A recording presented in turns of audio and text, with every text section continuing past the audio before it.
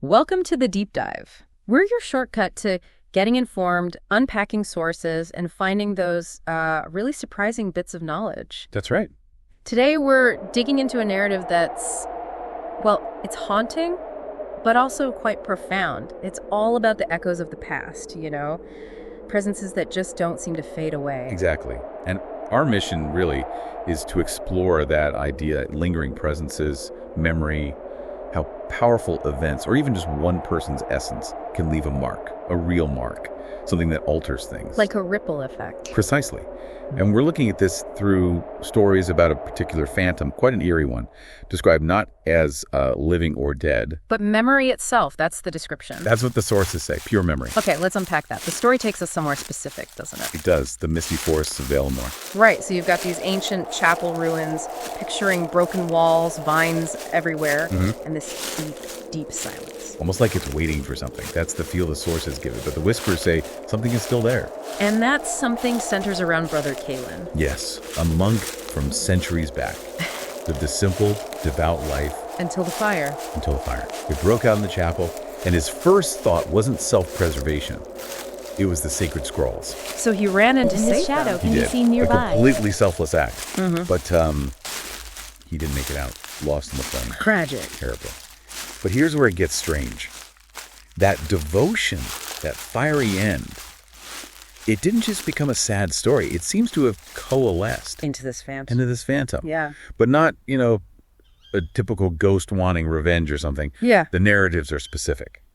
Not living, not dead. Just memory. Just memory. Think of it like an imprint, a psychic echo of that final intense moment bound to the ashes. Wow. Okay, and there are sightings? Oh, yes. Yeah. Especially on full moon nights. Right. People report seeing a figure, tattered robe. Among the ruins. Exactly. And he's holding a charred book. A direct symbol of what he tried to save. And he's whispering last prayers. Things like Sanctus, Ignis, Holy Fire. Chilling a right, a dead language, echoing his own end. So if he's memory, what does that do to people who encounter him? Is it just like seeing a ghost? Seems like it's much more than that. The sources say people feel changed. Profoundly. Changed how? It's described as In invasive. his shadow can be almost seen like nearby. hearing dreams that aren't yours.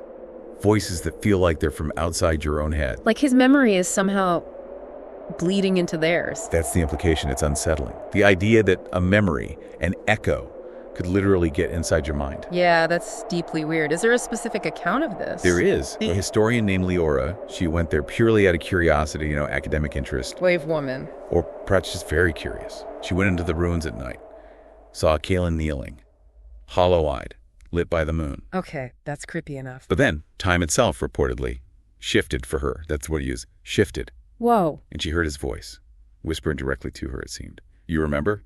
The fire. Like an accusation. Or a shared experience. It's ambiguous. But the sources emphasize it wasn't just a scare. It wasn't like seeing a figure and running away. It sounds like it went deeper. Much deeper. She was apparently never the same. She left Valemore, physically left. But the experience stayed with her. Completely. She started hearing his voice, that whisper tied to everyday things, a flickering candle flame, Oh. the sound of wind in the trees. Mhm. It became part of her reality, that echo, woven into her own senses, blurring the lines. So this brings us back to the core idea. If Kalen is memory, what does that mean?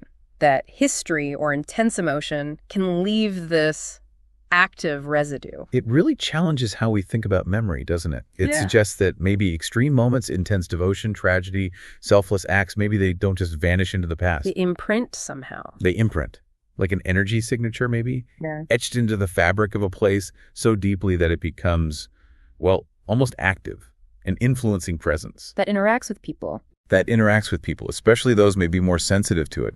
It's a chilling idea that spaces can hold this psychic residue that leaks into the present. It really is. This story, Kalen, Leora, it underlines this chilling persistence of memory, how the past isn't always past. Indeed.